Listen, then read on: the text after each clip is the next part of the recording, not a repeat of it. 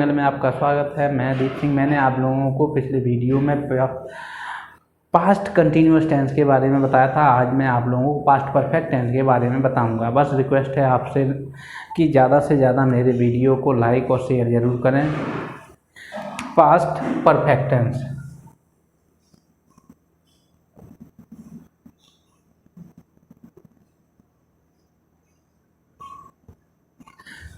पहचान इसकी क्या है?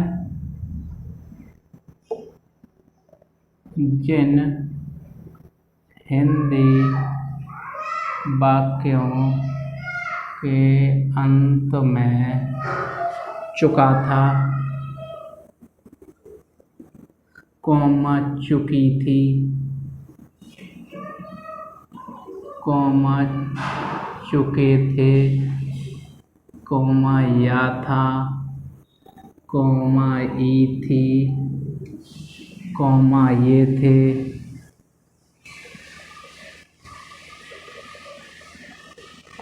आदि शब्द आते हैं। पास्ट परफेक्ट टेंस की पहचान जिन हिंदी वाक्यों के अंत में चुका था, चुकी थी, चुके थे, या था, ये थी, ये थे आदि शब्द आते हैं, पास्ट परफेक्ट टेंस कहलाता है। पास्ट परफेक्ट टेंस का मतलब ये होता है, पास्ट का मतलब भूतकाल, परफेक्ट का मतलब पूर्ण होना। कोई भी कार्य है भूतकाल में अर्थात पूर्व में पहले ही कार्य समाप्त तो हो गया था। इसकी पहचान बताई दी है अफर्मेटिव सेंटेंस।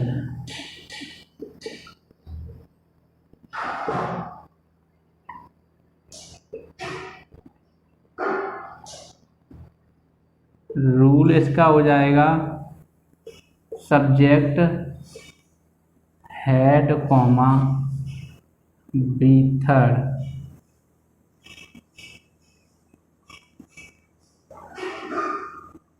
ऑब्जेक्ट इस तरह से main verb third form plus object plus etc. देखिए सब्जेक्ट इसमें ये रहेगा, सब्जेक्ट रूल में सब्जेक्ट रहेगा हेड। हेड चाहे सब्जेक्ट सिंगुलर हो चाहे सब्जेक्ट प्लूरल हो, हेड ही आएगी। मेन वर्ब की थर्ड फॉर्म आएगी ऑब्जेक्ट अन्य शब्द।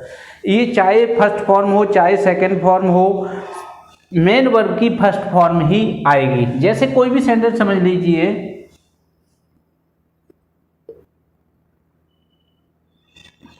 भारतीय टीम ने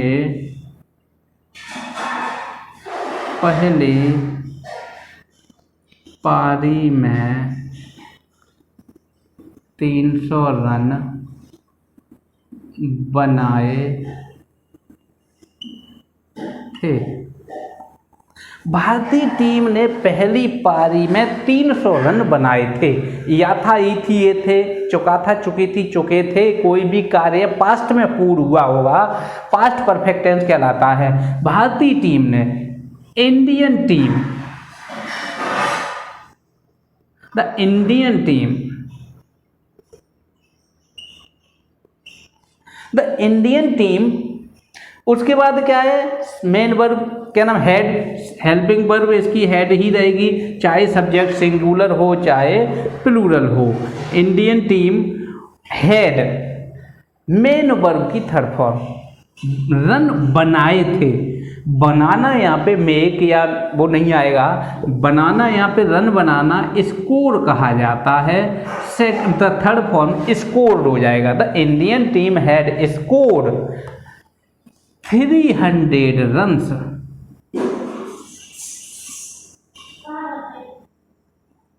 पहली पारी में इन द फर्स्ट इनिंग।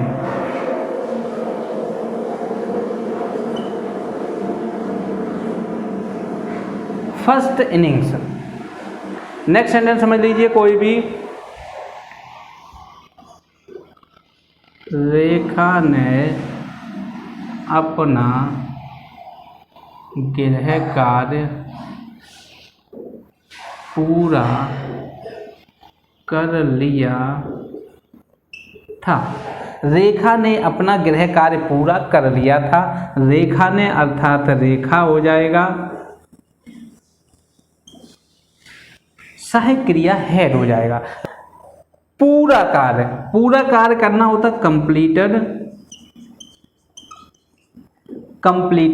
अपना गृह कार्य रेखा के साथ हर हो जाएगा, होमवर्क,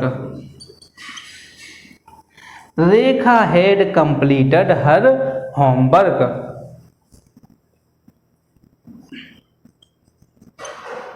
सीता रामायण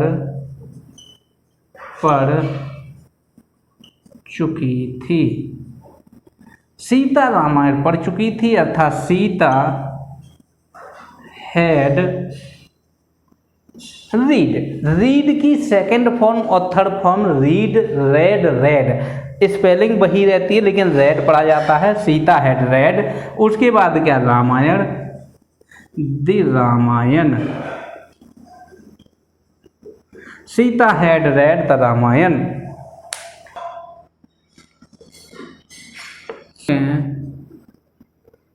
खरीद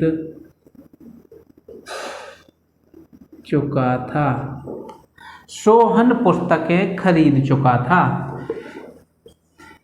सोहन हैड बाई की थर्ड फॉर्म बॉट, खरीदना बॉट हो जाएगा। सोहन हैड बॉट पुस्तकें, books.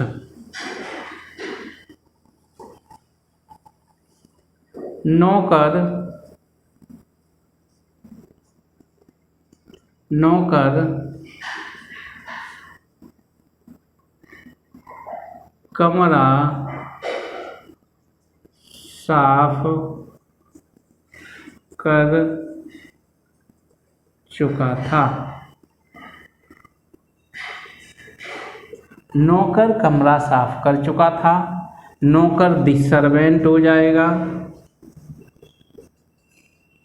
Had, the servant had साफ करना क्लीन होता है, मतलब थर्ड फॉर्म क्लीन्ड हो जाएगा, द सर्वेंट हैड क्लीन्ड। उसके बाद क्या है कमरा, ए रूम।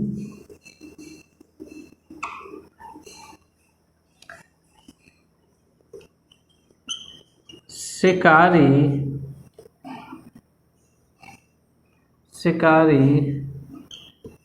चिड़ियों को पकड़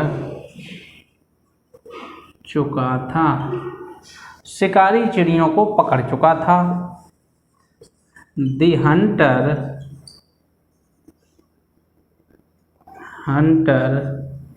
हैड पकड़ चुका था, पकड़ना एक मेन वर्ब होती, कैच की सेकंड फॉर्म कॉट। उसके बाद क्या है बर्ड्स। देखिए इस तरह से तो ये अफर्मेटिव सेंटेंस ऐसे सभी।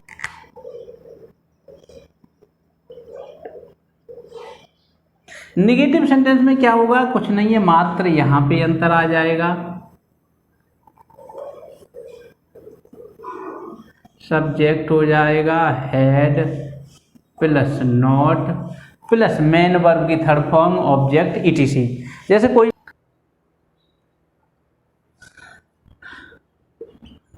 गाड़ी स्टेशन पर नहीं पहुंची थी, गाड़ी स्टेशन पर नहीं पहुंची थी। The train had not reached, the train had not reached station पर at the station.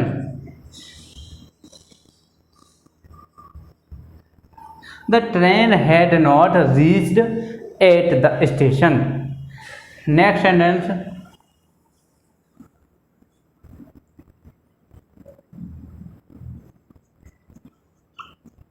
Police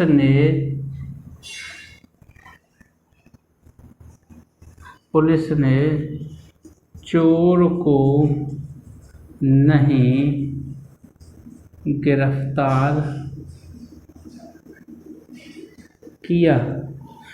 police ने चोर को गिरफ्तार नहीं किया। The police had not, the police subject हो गया, हैड नॉट, उसके बाद क्या है, गिरफ्तार करना, अरेस्ट होता है, third form arrested. The police had not arrested, उसके बाद क्या है, चोर को, ए थीफ हो जाएगा।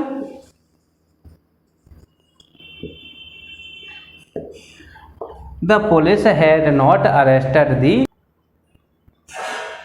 राजा ने प्रजा,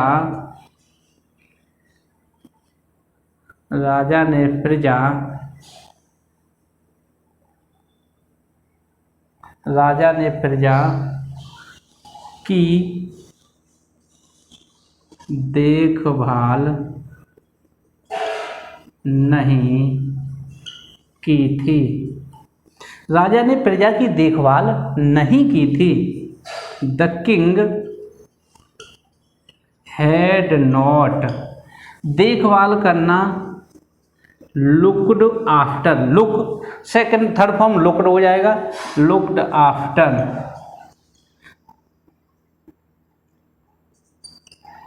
प्रजा प्यूपल, प्यूपल मीन्स प्रजा या प्यूपल मीन्स लोग। इस तरह से नेगेटिव सेंटेंस हो जाएंगे।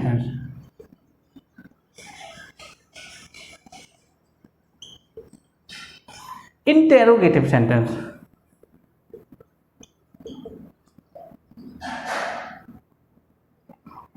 देखिए इंटेरोगेटिव सेंटेंस हमने बताया है, इंटेरोगेटिव सेंटेंस दो प्रकार के होते हैं, जिसमें प्रश्नवाचक शब्द पहले क्या दिया होता है और प्रश्नवाचक शब्द बीच में आता है। तो हम पहले जो क्या दिया होता है उसकी अंग्रेजी को नहीं लिखते हैं, उस टेंस की सहायक क्रिया को लिखते हैं। तो जैसे मान लीजिए यहाँ पे क्या दिया होगा तो हेड पहले हो जाएगा, उसके बाद सब्जेक्ट हो जाएगा, नॉट, मेन वर्ब की थर्ड फॉर्म, ऑब्जेक्ट, ईटीसी अर्थात एक्सेट्रा अन्य शब्द, क्वेश्चन मार्क हो जाएगा। जैसे कोई भी सेंटेंस समझ लीजिए, इस तरह के कोई सेंटेंस आ जाते हैं, जैसे मान लीजिए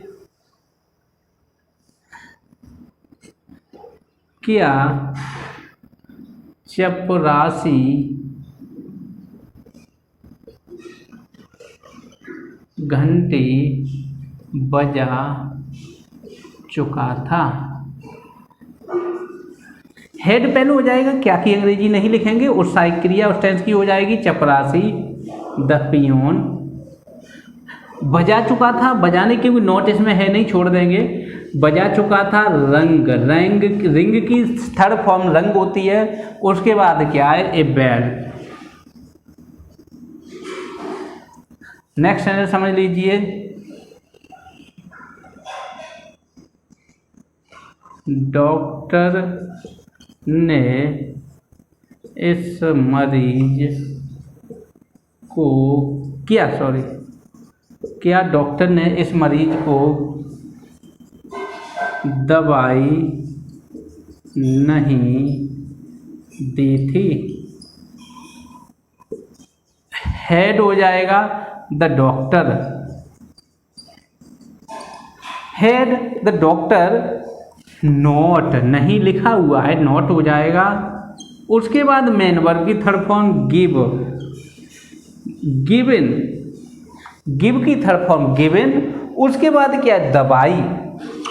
और इस मरीज को, इसमें दो ऑब्जेक्ट हैं, एक ऑब्जेक्ट के दो प्रकार के होते हैं, एक डायरेक्ट ऑब्जेक्ट और एक इनडायरेक्ट ऑब्जेक्ट। इनडायरेक्ट ऑब्जेक्ट जैसे मान लीजिए कोई भी सजीव हो, इनडायरेक्ट ऑब्जेक्ट कहा जाता है, कोई निर्जीव है तो वो डायरेक्ट ऑब्जेक्ट कहा जाता है। अगर हम पहले मेन वर्ब के बाद, तुरंत बाद अगर हम डायरेक्ट ऑब्जेक्ट को लेते हैं तो हम क्या है, इस तरह से बनाएंगे, डायरेक्ट ऑब्जेक्ट ले लिया, गिवन, मेडिसिन,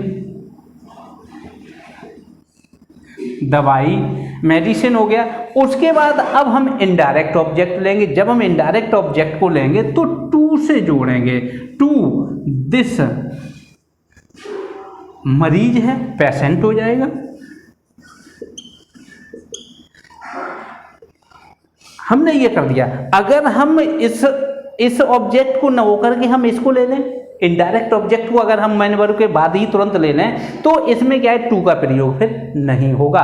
ऐसे सेंटेंस अर्थात क्या है, had the doctor not given, उसके बाद क्या है, दिस पेशेंट मेडिसिन हो जाता तो टू का प्रयोग हम नहीं करते हैं। अर्थात क्या है, had the doctor not given medicine to this patient. Next sentence समझ लीजिए, क्या राधा ने तुम्हें अंग्रेजी नहीं पढ़ाई थी?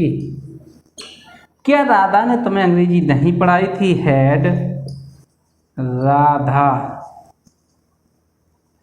राधा नॉट, पढ़ाना, टीच की थर्ड फॉर्म टॉट होती है, हैड राधा नॉट टॉट, उसके बाद वही है, इसमें भी अंग्रेजी है और तुम्हें, दो ऑब्जेक्ट है, एक डायरेक्ट ऑब्जेक्ट और एक इनडायरेक्ट ऑब्जेक्ट। डायरेक्ट ऑब्जेक्ट अंग्रेजी जैसे टॉट इंग्लिश,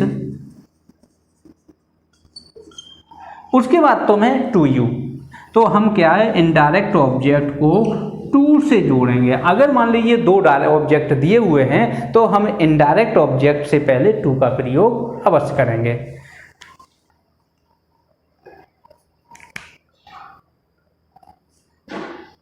क्या कल तुम्हारे घर कुछ मेहमान आए थे? क्या कल तुम्हारे घर कुछ मेहमान आए थे?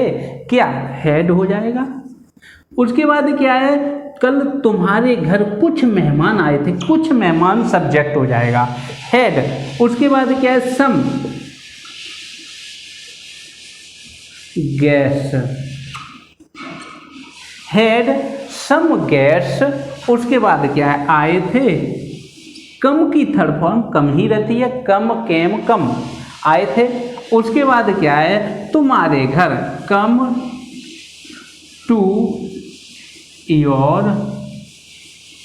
होम, कल यस्टरडे, क्वेश्चन मार्क हो जाएगा लास्ट में, had some guests come to home, come to your home yesterday. Next sentence समझ लीजिए, क्या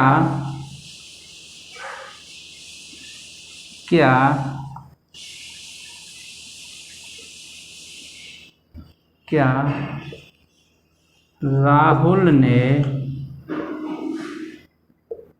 पांड्या का कैच छोड़ दिया था?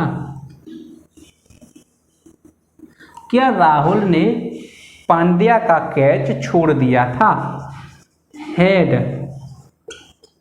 राहुल हो जाएगा, हैड राहुल, नहीं लिखा नहीं है, मेन वर्ब की थर्ड फॉर्म, छोड़ना की क्या हो जाएगी, अर्थात क्या है, लेफ्ट, लीव लेफ्ट, या ड्रॉप्ड, बात एक ही है, लेफ्ट या dropped,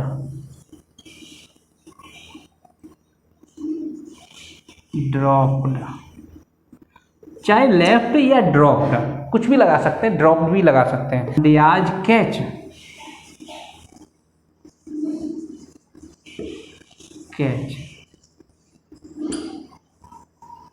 dropped, DROPPED, dropped, had Rahul left या had Rahul dropped Pandya's catch.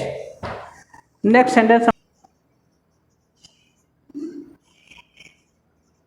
Question word हो जाएगा, हैड अध्यापक ने विद्यार्थियों को क्या पढ़ाया था? अध्यापक ने विद्यार्थियों को क्या पढ़ाया था। अब यहाँ पे क्या बीच में आ गया है। अभी तक क्या क्या है, प्रारंभ में था तो हम उसकी अंग्रेजी नहीं लिख रहे थे, लेकिन अब प्रश्नवाचक शब्द बीच में आ गया है तो इसकी अंग्रेजी हम सबसे पहले लिखेंगे हेड। उसके बाद क्या है, सब्जेक्ट टीचर हो जाएगा, हेड द टीचर। उसके बाद क्या है, मेन नॉट लिखा नहीं है, मेन वर्ब की थर्ड फॉर्म टॉट, टीच की थर्ड फॉर्म टॉट होती है, टॉट। उसके बाद क्या, विद्यार्थियों को, to students. What had, sorry,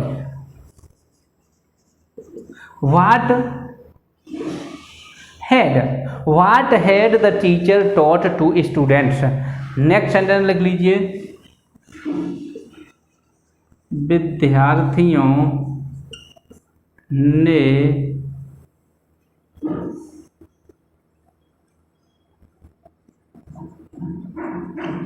परीक्षा में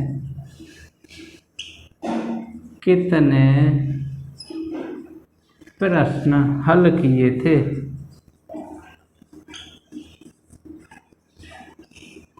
देखिए, विद्यार्थियों ने परीक्षा में कितने प्रश्न हल किए थे। मैं इस तरह के सेंटेंस आप लोगों को पहले ही बता चुके, कितना, कितनी, कितने, किसका, कौन सा, कौन सी, कौन से। ये ऐसे प्रश्नवाचक शब्द हैं जिनके साथ ऑब्जेक्ट को भी लिखा जाता है। प्रश्नवाचक शब्द कितना, कितने प्रश्न। अब कितने में भी क्या है, काउंटेबल और अनकाउंटेबल। कितने प्रश्न, प्रश्नों को तो हम गिन सकते हैं, काउंट कर सकते। काउंटेबल है तो हाउ मैनी का प्रयोग करेंगे, और अगर अनकाउंटेबल होता तो हाउ मच हो जाता। हाउ मैनी प्रश्न, क्वेश्चंस।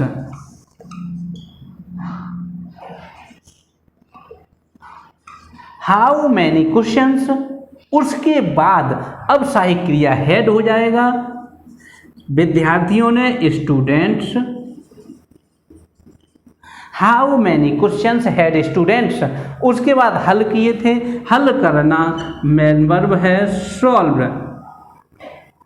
हल किए थे परीक्षा में, in the examination, in the examination.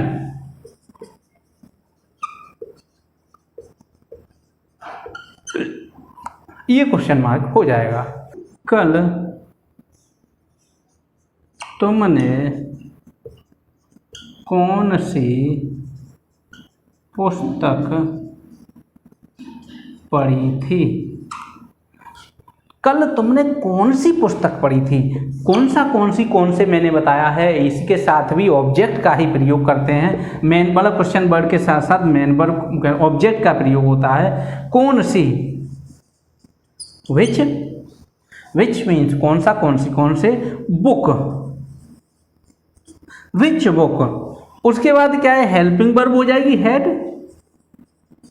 Subject हो जाएगा यू। उसके बाद क्या है, नहीं लिखा नहीं है, छोड़ देंगे। मेन वर्ब की थर्ड फॉर्म आ जाएगी रीड अर्थात रेड। उसके बाद क्या है, कल, यस्टरडे। विच, रात में यहाँ कौन आया था। देखिए, रात में यहाँ कौन आया था, तो कौन आया था हम पहले भी आप लोगों को बता चुके हैं। हु एक ऐसा प्रश्नवाचक शब्द है जो कि कर्ता भी कहा जाता है। हु, कौन एक प्रश्नवाचक शब्द भी है, एक सब्जेक्ट भी है। Who had. उसके बाद आया था, कम, कम, केम की कम, बातें की मतलब क्या है, कम, केम कम होती है। उसके बाद हु हैड कम हेयर, यहाँ, रात में, एट नाइट। क्वेश्चन मार्क हो जाएगा, who had come here at night. Next sentence,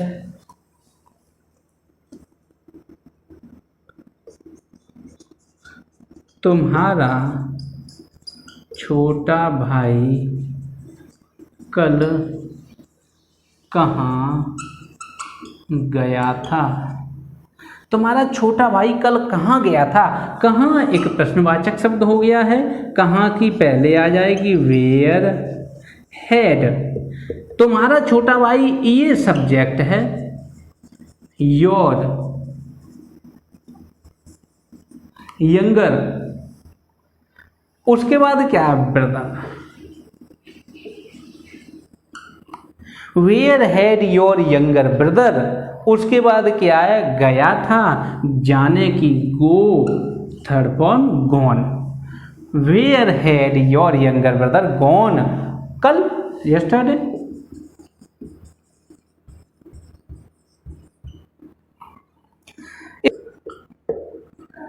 मैंने यह खबर पहले ही सुन ली थी।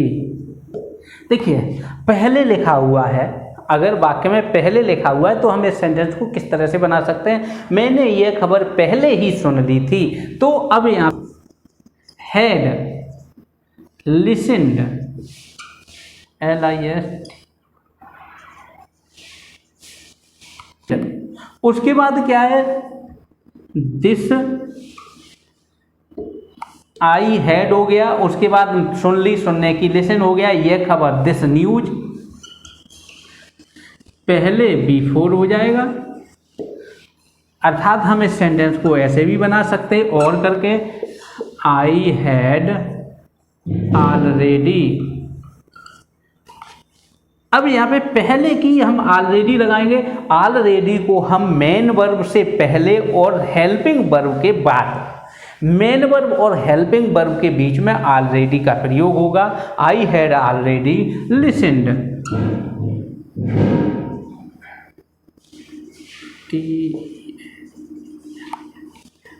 लिसन्ड, उसके बाद क्या है this news, I had already listened this news. शिकारी ने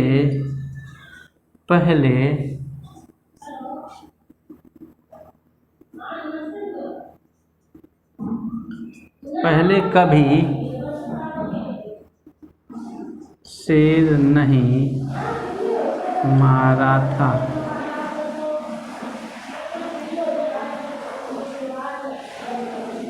शिकारी ने, the hunter had never, the hunter had, उसके बाद कभी और नहीं, नेवर हो जाएगा, द हंटर हैड नेवर, उसके बाद क्या मारा, किल्ड, द लायन बिफोर, अर्थात the hunter had never killed the lion before. Next sentence समझ लीजिए, बस ऐसे सेंटेंस अगर कहीं पे भी पहले आ जाता है तो हम लास्ट में बिफोर कर देंगे। यह मतलब क्या है ऑलरेडी और मतलब क्या है हेड और मेन वर्ब से पहले हम ऑलरेडी का प्रयोग कर सकते हैं अगर इस तरह से पहले के सेंटेंस आते हैं कोई तो। बस आज के वीडियो में इतना ही। हम आप लोगों को अगले वीडियो में जो इसमें पास्ट परफेक्ट होता है इसमें केवल इस तरह के ही सेंटेंस नहीं और सेंटेंस भी आते हैं इसमें। जैसे मान लीजिए जो सेंटेंस होते हैं कंडीशनल सेंटेंस, इसमें क्या है बिफोर या आफ्टर, पहले और बाद भी लिखा होता है, दो सेंटेंस जुड़े हुए होते हैं पहले और बाद से। इस तरह के सेंटेंस मैं आप लोगों को नेक्स्ट वीडियो में बताऊंगा क्योंकि ये बहुत ही इंपॉर्टेंट टेंस कहा जाता है। इसमें मतलब क्या है टेंस जो होंगे पहले और बाद के सेंटेंस समझना बहुत ज़रूरी है। बस रिक्वेस्ट है आप लोगों से मेरे वीडियो को ज़्यादा से ज़्यादा शेयर और सब्सक्राइब करें, वीडियो को अंत तक ज़रूर देखें और कोई भी क्वेरी है या कोई भी चीज़ समझ में नहीं आती है तो कमेंट बॉक्स में आप बता सकते हैं। धन्यवाद।